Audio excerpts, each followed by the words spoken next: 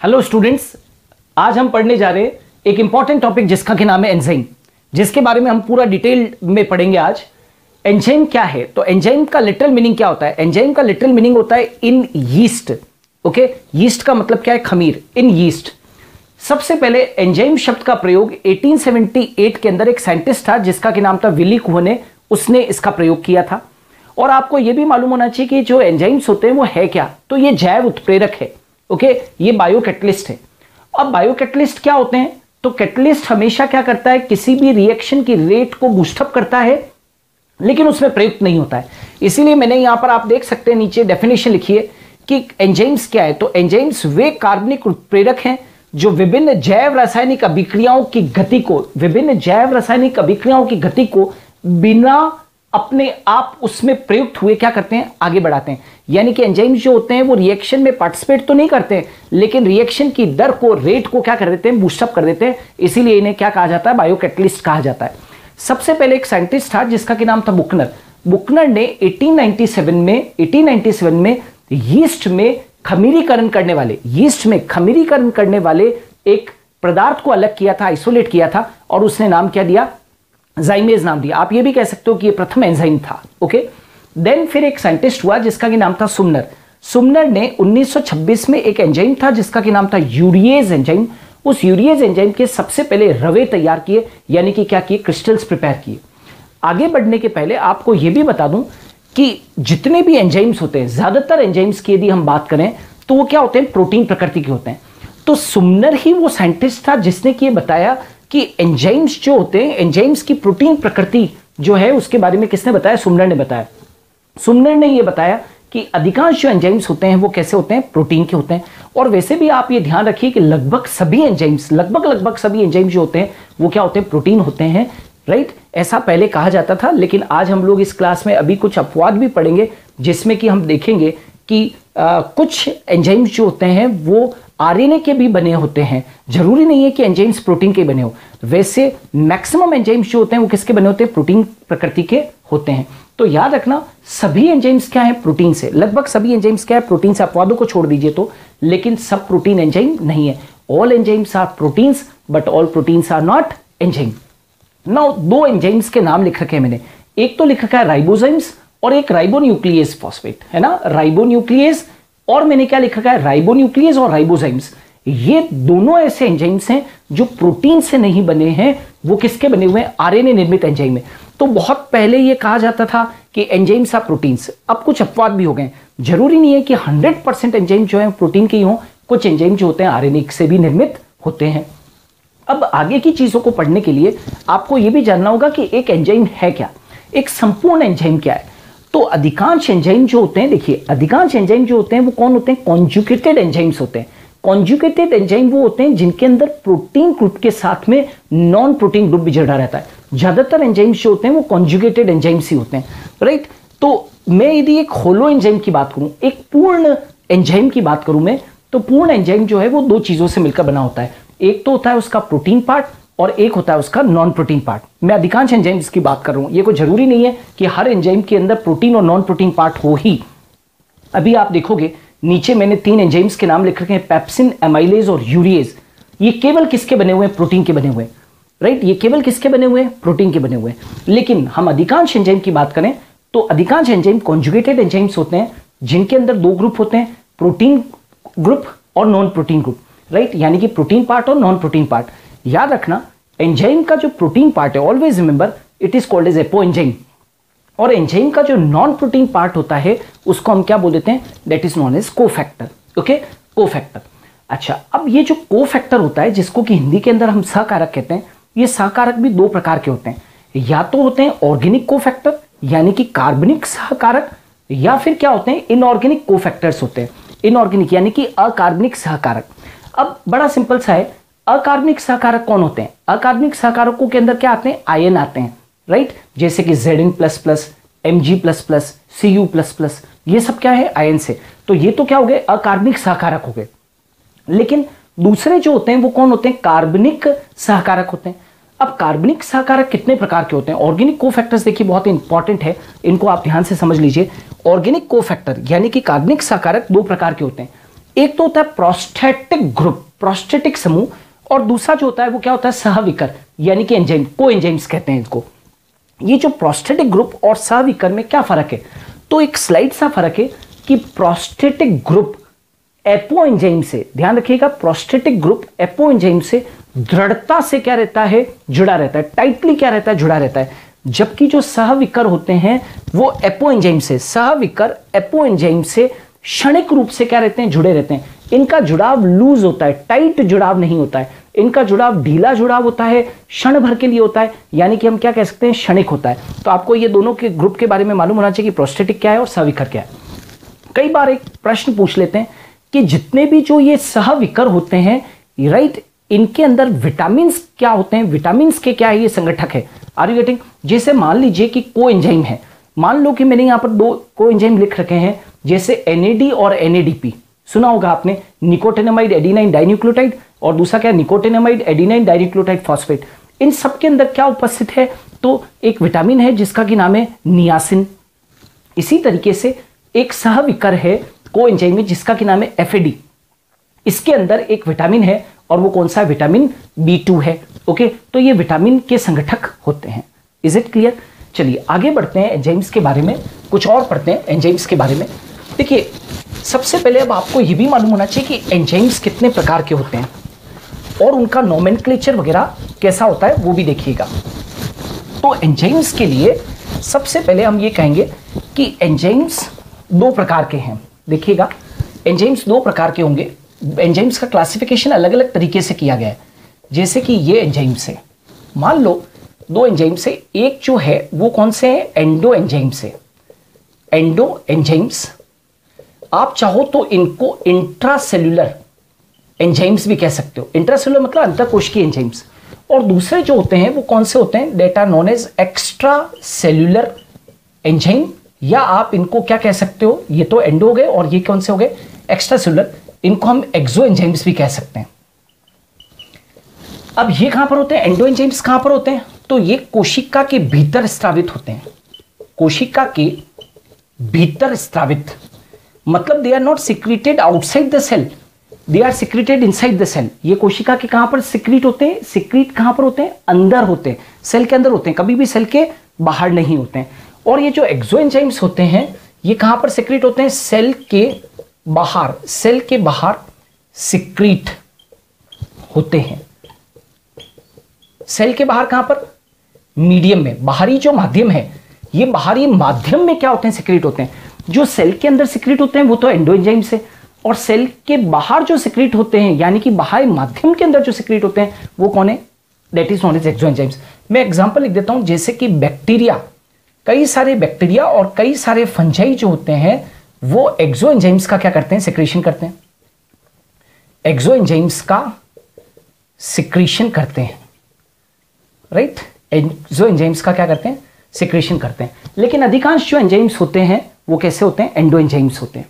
Okay, जैसे कि आप, मैं एक सेल की बात करूं तो ऐसा माना जाता है कि सेल्स के अंदर 1000 एंजाइम्स तक भी क्या होते हैं, पाए जा सकते हैं एक सेल के अंदर, राइट। एक सेल के अंदर कितने एंजाइम्स पाए जा सकते हैं, 1000 तक एंजाइम्स पाए जा सकते हैं। तो आप समझ सकते हो कि एंजाइम्स के बिना, याद रखना, एंजाइम्स के बिना उपापचयी क्रियाएं, उपापचयी क्रियाएं संभव नहीं है, क्रियाएं संभव नहीं है। देखिए, एंजाइम जो होते हैं वो जितने भी जो रिएक्शंस होते हैं उनको बूस्टअप करने का काम करते हैं। तो एंजाइम्स के बिना ऑर्गेनिजम्स के अंदर उपापचयी क्रियाएं जो है वो संभव नहीं है, राइट। तो एक क्लासिफिकेशन आपने देखा ये एंजाइम्स का कि एंजाइम्स जो होते हैं दो प्रकार के, एंडो एंजाइम्स और एक्सो एंजाइम्स। अब आ जाते हैं कि ये जो इनका नोमेनक्लेचर कैसा होता है, इनका नोमेनक्लेचर, नोमेनक्लेचर मतलब नामकरण, नोमेनक्लेचर, राइट। इनका नोमेनक्लेचर, तो हमेशा ध्यान रखो कि ज्यादातर एंजाइम्स, अपवादों को छोड़ दीजिए, तो ज्यादातर एंजाइम्स के अंदर नाम के पीछे सफिक्स जो है वो कौन सा लगता है, एज लगता है, राइट। नाम के पीछे क्या लगता है, एज लगता है। जैसे मैं कुछ यहां पर नाम लिख रहा हूं, ऑक्सीडो रिडक्टेज, ऑक्सीडो रिडक्टेजेस, जैसे कि ट्रांसफेरेजेस, ट्रांसफेरेजेस, जैसे कि हाइड्रोलेजेस, है ना, oxido reductase, transferases, hydrolase, isomerase, ligases और लाइएसिस। तो आप यहां पर देखिए ज्यादातर जो एंजाइम्स है, राइट, ज्यादातर एंजाइम, जितने भी एंजाइम्स हो, देखिए ये जो मैंने आपके सामने लिखा हुआ है, ये क्लासेस लिखी हुई है किसकी, एंजाइम्स की। एंजाइम को 6 क्लासों के अंदर डिवाइड किया गया है और इन 6 क्लासेस की भी फिर क्या होती है, सब क्लासेस होती है। यानी कि एंजाइमों के 6 वर्ग है और 6 वर्गों के फिर प्रत्येक वर्ग के बहुत सारे क्या है, उपवर्ग भी है, यानी कि सब क्लासेस भी है। लेकिन मेनली यदि देखोगे तो ऑक्सीडो रिडक्टेजेस, ट्रांसफरेजेस, हाइड्रोलिसेस, आइसोमरेज, लाइगेज और लाइएसिस, तो ये सब क्या है, इनके अंदर आप देखोगे कि सफिक्स जो है वो एज लग रहा है। लेकिन कोई जरूरी नहीं है, कुछ एंजाइम जो होते हैं उनके अंदर सफिक्स नहीं भी लगता है, जैसे कि आप देख सकते हो कि पैप्सिन है, राइट, ट्रिप्सिन है, इनके पीछे तो एज नहीं लग रहा है। लेकिन ज्यादातर एंजाइम जो होते हैं उनके पीछे क्या लगता है, एज लगता है। नोमेनक्लेचर पढ़ने के बाद में अब हम आते हैं एंजाइम्स की प्रॉपर्टीज, क्योंकि जब हम एंजाइम्स की बात कर रहे हैं तो उसके गुणधर्मों के बारे में, उसके प्रॉपर्टीज के बारे में आपको पूरी जानकारी होनी चाहिए। सबसे पहले एक तो जो एंजाइम्स होते हैं वो कैसे होते हैं, they are of protein nature, ये प्रोटीन प्रकृति के होते हैं। अपवादों को छोड़ दीजिए, तो अभी जस्ट मैंने कहा है कि मैक्सिमम एंजाइम्स जो होते हैं वो कैसे होते हैं, प्रोटीन नेचर के होते हैं। दूसरा, ये कैसे होते हैं, कोलाइडल प्रकृति के होते हैं, कोलाइडल नेचर के होते हैं। कोलाइडल नेचर के कारण क्या होता है कि ये ज्यादा सरफेस एरिया, रिएक्शंस के लिए ज्यादा सरफेस एरिया यानी कि अधिक क्षेत्रफल सरफेस एरिया प्रदान करते हैं। क्योंकि ये कोलाइडल है इसलिए ये रिएक्शंस के लिए ज्यादा सरफेस एरिया क्या करते हैं, प्रदान करते हैं। तो इनकी कैसे होते हैं, कोलाइडल प्रकृति के होते हैं। प्लस ये जो होते हैं वो कैसे होते हैं, दे कैन रिएक्ट, यानी कि ये कैसे होते हैं, एम्फोटेरिक नेचर के होते हैं। इनकी जो नेचर होती है वो कैसे होती है, एम्फोटेरिक। एम्फोटेरिक का मतलब होता है ये कैसे होते हैं, उभयधर्मी, राइट, उभयधर्मी। क्यों, क्योंकि उभयधर्मी इसलिए क्योंकि इनके अंदर एसिडिक ग्रुप और कौन सा, बेसिक ग्रुप दोनों होते हैं, राइट। तो they can react with acidic as well as basic groups, okay. तो एम्फोटेरिक नेचर होती है इनकी। तीसरा पॉइंट, ओके। तीसरे के बाद में यहां पर देखो कि ये कैसे होते हैं, तो ये स्पेसिफिक होते हैं।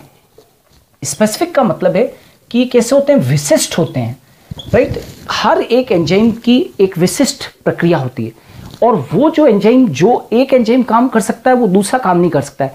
जैसे मान लीजिए हमारे आमाशय के अंदर पेप्सिन है, तो पेप्सिन का काम कोई दूसरा प्रतिस्थापित उसको नहीं कर सकता है। या मान लीजिए कि लार के अंदर सलाइवरी एमाइलेज एंजाइम है, तो सलाइवरी एमाइलेज एंजाइम का काम सलाइवरी एमाइलेज ही करेगा और कोई दूसरा नहीं करेगा। प्लस इनका जो मॉलिक्यूलर वेट होता है, आणविक भार, ये जो आणविक भार होता है इनका, वो बहुत क्या होता है, उच्च होता है, बहुत हाई होता है। इनका मॉलिक्यूलर वेट क्या होता है, हाई होता है। प्लस साथ के साथ जो है वो क्या होते हैं, ये अभिक्रिया को किसी भी दिशा में उत्प्रेरित कर सकते हैं,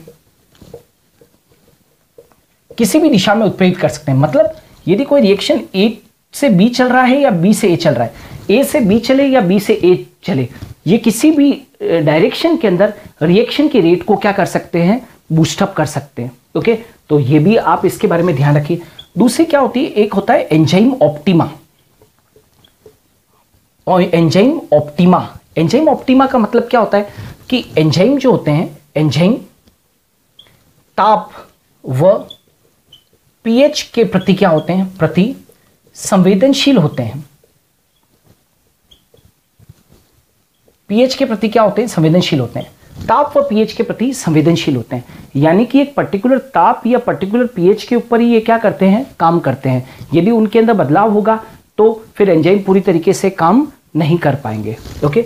दूसरी जो है कि एंजाइम ऑप्टिमा के बाद में कि कुछ संदमक पदार्थ जैसे फॉर उदाहरण के तौर पर साइनाइड वगैरह, कुछ संदमक पदार्थ जो होते हैं एंजाइमेटिक एंजाइमेटिक एक्टिविटी को संदमित करते हैं। कुछ संदमक पदार्थ जो होते हैं एंजाइमेटिक एक्टिविटी को क्या कर देते हैं, संदमित कर देते हैं। और नौवां और आखिरी पॉइंट जो थोड़ी देर बाद आपको समझ में आएगा, अभी समझ में नहीं आएगा, ये सक्रियण ऊर्जा को क्या कर देते हैं, सक्रियण ऊर्जा को कम करते हैं। सक्रियण ऊर्जा को इंग्लिश में लिखता हूं मैं यहां पर एक्टिवेशन एनर्जी। अभी थोड़ी देर में आप पढ़ेंगे इसके बारे में कि ये सक्रियण ऊर्जा को क्या कर देते हैं, को कम करते हैं। ये सक्रियण ऊर्जा को कम कर देते हैं। तो ये सारी कुछ एंजाइम, इंपॉर्टेंट एंजाइम की प्रॉपर्टीज है। प्रोटीन नेचर होता है, कोलाइडल नेचर होता है, ये रिएक्शंस के लिए ज़्यादा सरफेस एरिया प्रोवाइड करते हैं, ये एम्फोटेरिक नेचर के होते हैं, स्पेसिफिक होते हैं, विशिष्ट होते हैं, मॉलिक्यूलर वेट इनका उच्च होता है, ये अभिक्रिया को किसी भी दिशा में उत्प्रेरित कर सकते हैं, ये पर्टिकुलर ताप और पीएच के प्रति काफ़ी संवेदनशील होते हैं। कुछ संदमक पदार्थ एंजाइमेटिक एक्टिविटी को क्या कर देते हैं, संदमित कर देते हैं, और ये सक्रियण ऊर्जा को क्या करते हैं, कम करते हैं। ये पॉइंट अभी थोड़ी देर बाद में डिस्कस करूंगा कि सक्रियण ऊर्जा में ये किस प्रकार से कमी लाते हैं। ओके, तो ये एंजाइम की प्रॉपर्टीज थी। अब आ जाते हैं कि जब हमने एंजाइम्स की प्रॉपर्टीज पढ़ ली तो साथ ही अब आपको ये भी ज्ञात होना चाहिए कि ये जो एंजाइम्स होते हैं इनका मैकेनिज्म क्या है।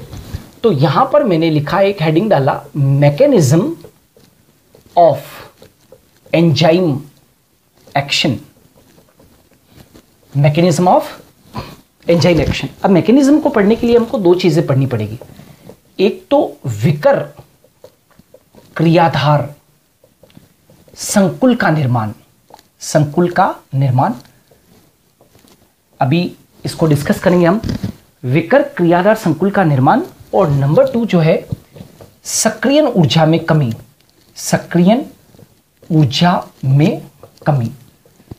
लोवरिंग ऑफ एक्टिवेशन एनर्जी, एक तो ये पढ़ना है, और दूसरा फॉर्मेशन ऑफ एंजाइम सबस्ट्रेट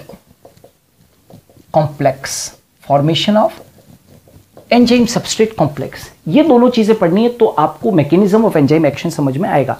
लेकिन उससे पहले मुझे दो चीजें यहां पर पढ़ानी है। सबसे पहले तो आपको यह बता दूं कि क्रियाधार, क्योंकि जब मैं अभी यहां पर आपको विकर क्रियाधार संकुल का बनाऊंगा तो आपको ये मालूम होना चाहिए कि क्रियाधार यानी कि अंग्रेजी के अंदर इसको कहते हैं सबस्ट्रेट। ये सबस्ट्रेट क्या होता है? वह पदार्थ जिस पर एंजाइम अपना एक्शन करता है, मतलब एक्शन यानी कि क्रिया करता है, राइट। वह पदार्थ जिस पर एंजाइम अपनी क्रिया करता है उस पदार्थ को अपने क्या बोलते हैं, क्रियाधार कहते हैं। क्योंकि अभी अपने को यहां पर क्रियाधार की जरूरत पड़ेगी, तो इसलिए पहले क्रियाधार क्लियर कर लो कि वह पदार्थ जिस पर एंजाइम अपना रिएक्शन करता है उसको हम क्या बोलते हैं, क्रियाधार कहते हैं। और दूसरा, अभी एक और चीज अभी पढ़ेंगे अपने, एक्टिव साइट्स, सक्रिय स्थल। ये क्या होते हैं और कहां पर होते हैं?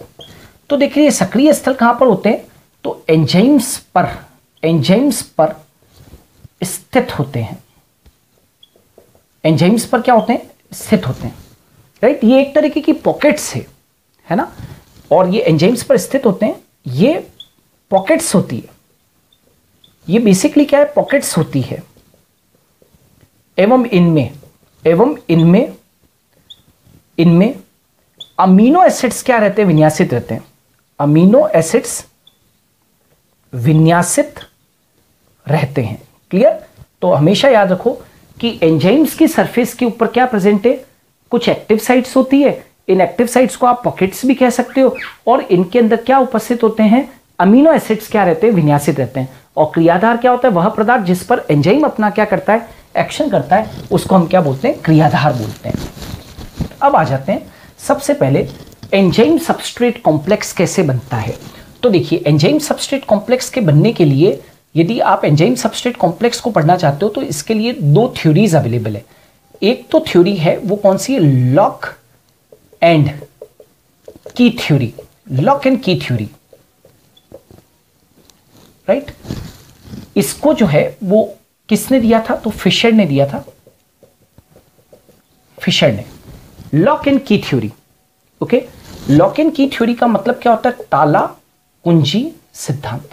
बड़ा सिंपल सा सिद्धांत है ये, हालांकि ओल्ड सिद्धांत है, हमारे पास में इससे ज्यादा उन्नत सिद्धांत अभी उपलब्ध है जिसके बारे में अभी हम डिस्कस भी करेंगे। लॉक एंड की थ्योरी का मतलब क्या होता है? ताला कुंजी सिद्धांत। जैसा कि हम जानते हैं कि एक पर्टिकुलर ताले की एक पर्टिकुलर चाबी होती है, एक पर्टिकुलर चाबी ही पर्टिकुलर ताले को खोल सकती है। यदि आप दूसरी चाबी लगाने की कोशिश करोगे तो वो ताला खुलेगा नहीं। एक पर्टिकुलर ताला जो है वो एक पर्टिकुलर चाबी से ही खुलता है, राइट? तो लॉक एंड की थ्योरी भी यही कहती है। ये लॉक थ्योरी क्या कहती है? मानो कि ये जो है वो क्या है? एक एंजाइम है, ई बोले तो एंजाइम, और ये एंजाइम की क्या है? एक्टिव साइट्स हैं। ये एंजाइम की एक्टिव साइट्स है, सक्रिय स्थल है। तो ये थ्योरी क्या कहती है कि एंजाइम के ऊपर जो एक्टिव साइट्स है, राइट, और जो विकर होता है, राइट, ये अपने जो सबस्ट्रेट होता है उसके ऊपर जो साइट्स है वो लगभग लगभग कैसी होती है? एक जैसी होती है। तो देखिए, सबस्ट्रेट जो है उसकी साइट और एंजाइम की साइट लगभग लगभग आपको एक जैसी दिख रही है। यदि मैं इसको लॉक मानूं और यदि इसको की मान लूं तो आपको लगता होगा कि ये जो की है ये इस लॉक में जाकर क्या हो जाएगी? फिक्स हो जाएगी। तो जरा देखें, ये देखिए, ये एक एंजाइम है और यहां पर आकर ये जो सबस्ट्रेट था ये यहां पर क्या हो जाएगा? फिक्स हो गया। तो यहां पर ये क्या हो गया? एंजाइम सबस्ट्रेट कॉम्प्लेक्स, यानी कि विकर क्रियाधार संकुल का क्या हो गया? निर्माण हो गया, ये वाला, राइट। अब लास्ट में, क्योंकि एंजाइम जो होते हैं वो रिएक्शन में तो यूज तो होते ही नहीं है, तो हमें लास्ट में क्या मिल जाएगा? उत्पाद, यानी कि प्रोडक्ट, और हमें पुनः विकर जो है वो क्या हो जाएगा? प्राप्त हो जाएगा, क्योंकि हम जानते हैं कि रिएक्शंस के अंदर एंजाइम प्रयुक्त नहीं होता है।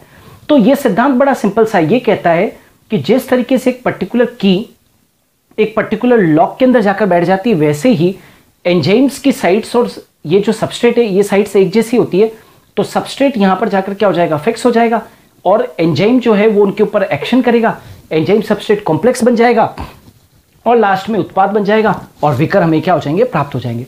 ये लॉक इन की थ्योरी है, लेकिन अभी इसको एक्सेप्ट नहीं किया जाता है। अब हमारे पास में इससे बेहतर सिद्धांत उपलब्ध है ना। तो यदि हम विकर क्रियाधार संकुल को पढ़ना चाहते हैं तो हम दूसरी थ्योरी पढ़ने जा रहे हैं। पहली वाली जो थ्योरी थी वो तो फिशर ने दी थी, लॉक इन की थ्योरी। अब दूसरी वाली आ रही है थ्योरी और उसका नाम है induced fit model, right. Induced fit model या थ्योरी, यानी कि प्रेरित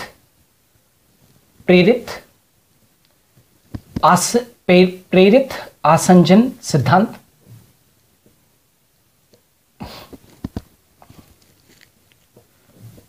राइट। प्रेरित आसंजन सिद्धांत, इंड्यूस्ड फिट मॉडल, यानी कि प्रेरित आसंजन सिद्धांत। यह सिद्धांत क्या कहता है? यह सिद्धांत ये कहता है कि एंजाइम की सतह फ्लेक्सिबल होती है, राइट, एवं जब सबस्ट्रेट उसके पास आता है तो उसमें परिवर्तन होते हैं एवं एंजाइम की सतह सबस्ट्रेट जैसी हो जाती है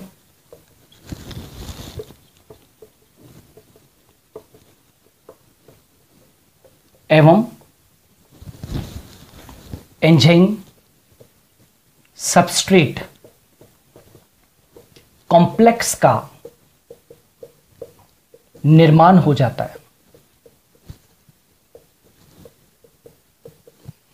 समझ पा रहे हैं आप?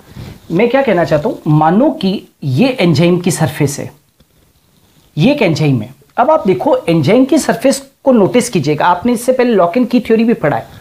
एंजाइम की सरफेस को आप देखिए और ये जो है वो सबस्ट्रेट की सरफेस को देखिए, ये सबस्ट्रेट है।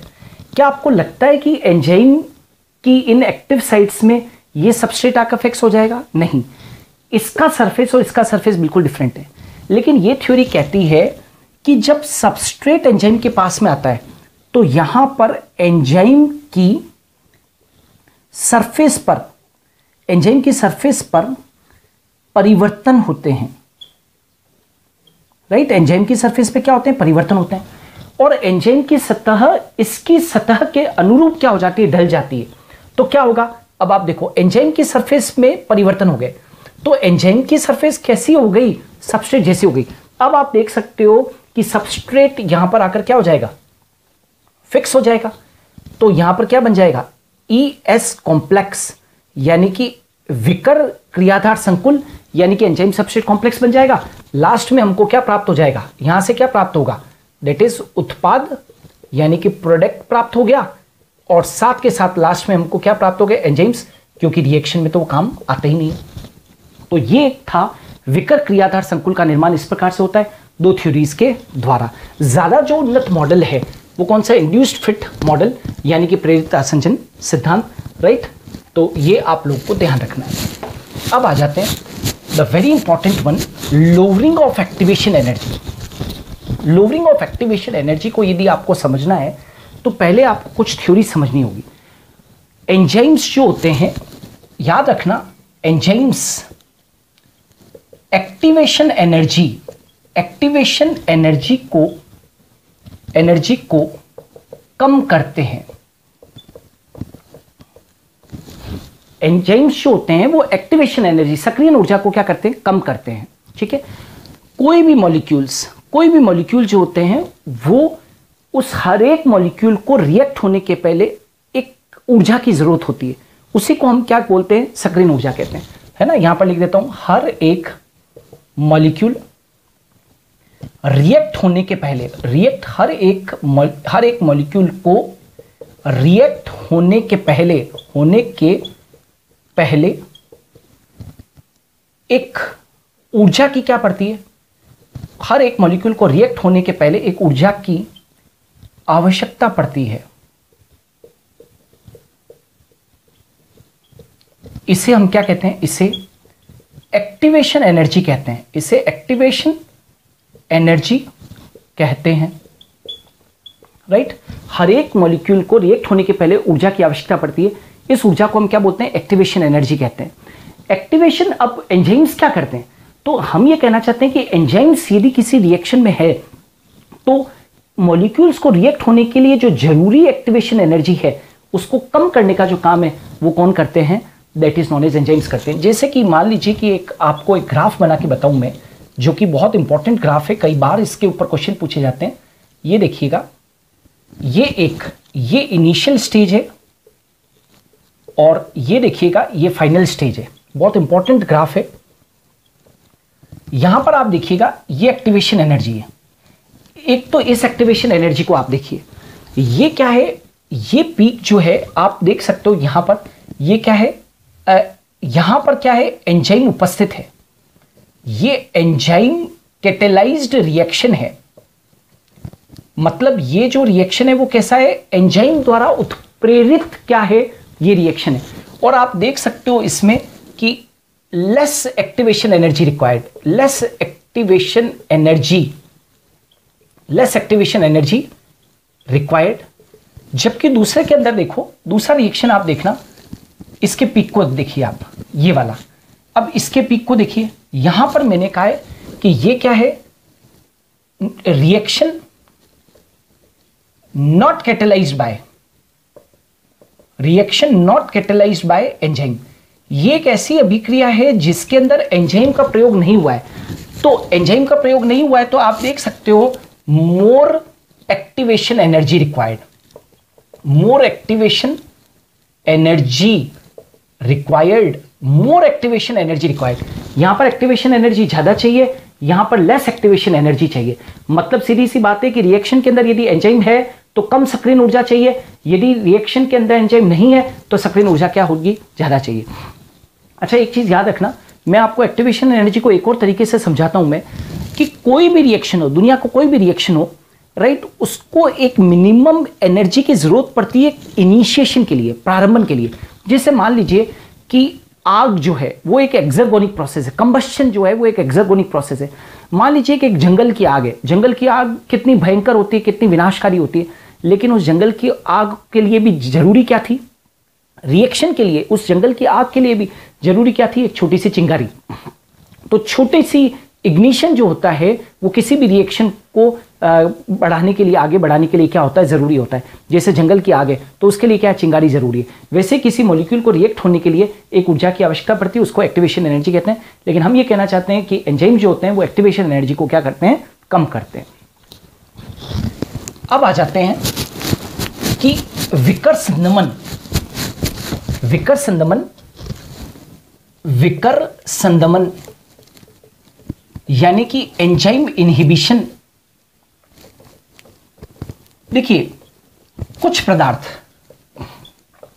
पदार्थ जैसे ड्रग्स, राइट, इंसेक्टिसाइड यानी कि कीटहारी, इंसेक्टिसाइड, ओके, ये क्या करते हैं, एंजाइम का क्या करते हैं, संदमन कर देते हैं, एंजाइम का संदमन करते हैं। एंजाइम का संदमन का मतलब होता है एंजाइम की एक्टिविटी को क्या कर देना, रोक देना। अब ये जो विकर संदमन होता है वो कितने प्रकार का होता है, दो प्रकार का होता है, याद रखना। एक होता है प्रतियोगी संदमन और दूसरा जो होता है वो कैसा होता है, अप्रतियोगी संदमन। जैसे कि नाम दर्शा रहा है, प्रतियोगी संदमन में क्या होता है कि संदमक यानी कि जो एंजाइम की एक्टिविटी को रोके, संदमक व क्रियाधार के बीच एंजाइम से जुड़ने के लिए कंपटीशन चलता है। एंजाइम से जुड़ने के लिए क्या चलता है, कंपटीशन चलता है, राइट। जिसकी सांद्रता ज्यादा होगी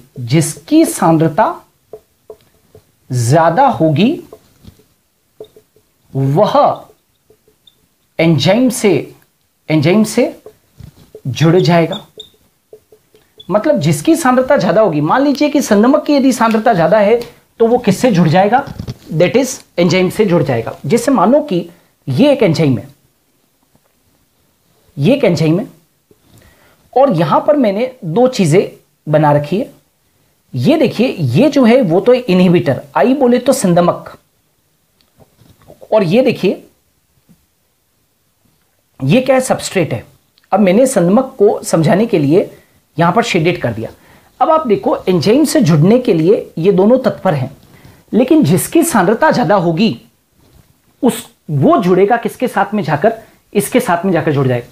अब मानो कि प्रतियोगी संदमन हो रहा है तो इसकी सांद्रता मानो कि ज्यादा है, सांद्रता ज्यादा, तो नेचुरल है कि इन दोनों के बीच में कंपटीशन में जीतेगा कौन, संदमक, क्योंकि उसकी सांद्रता क्या ज्यादा है, तो इनहिबिटर इसके साथ में क्या हो जाएगा, जुड़ जाएगा। लेकिन यदि मैं क्रियाधार की सांद्रता को बढ़ा दूं, तो मैं संदमक को एंजाइम से क्या कर सकता हूं, हटा सकता हूं। तो जरा देखिएगा कैसे, ये एंजाइम और अब इससे संदमक आकर क्या हो गया, ये जुड़ गया, ये संदमक है, राइट, ये क्या है, इनहिबिटर है, और ये क्या है, एंजाइम है। तो यहां पर क्या बन गया, EI कॉम्प्लेक्स बन गया।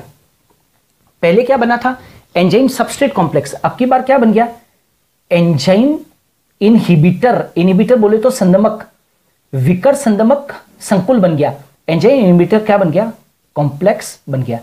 तो बताओ, एंजाइम की एक्टिविटी इनहिबिट हो जाएगी, संदमन हो जाएगा, तो प्रोडक्ट नहीं बनेगा। तो यहां पर प्रतियोगी संदमन हुआ है। लेकिन अप्रतियोगी संदमन में क्या होता है, यहां पर संदमक क्रियाधार के साथ प्रतियोगिता नहीं करता,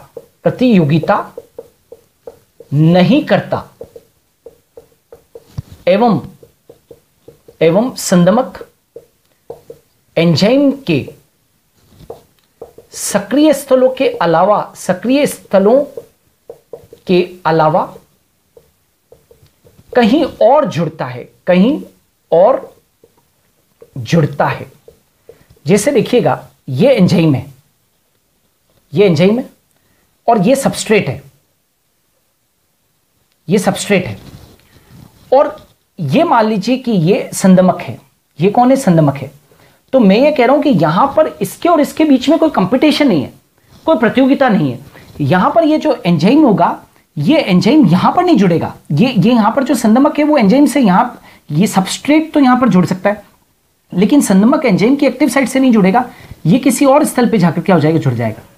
जैसे ये संदमक यहां पर जुड़ गया, राइट। अच्छा याद रखना, यहां पर तो मैं यहां पर सबस्ट्रेट की सांद्रता को बढ़ाकर मैं संदमक को हटा सकता था, लेकिन यहां पर मैं क्रियाधार की सांद्रता को बढ़ाकर और संदमक को यहां से हटा नहीं सकता। तो यहां पर तो देखो इन दोनों के बीच में प्रतियोगिता हो रही है, लेकिन यहां पर इन दोनों के बीच में प्रतियोगिता नहीं हो रही है। इसीलिए इसको क्या बोलते हैं? अप्रतियोगी संदमन, that is non as non competition, non competition inhibition. ये क्या? कंपटीशन इनहिबिशन हो रहा है। Are you getting? तो ये था दैट इज विकेट संदमन। और अब लास्ट में हम पढ़ते हैं कि एंजाइम की क्रिया को प्रभावित करने वाले कारक, एंजाइम की क्रिया को, या फैक्टर्स अफेक्टिंग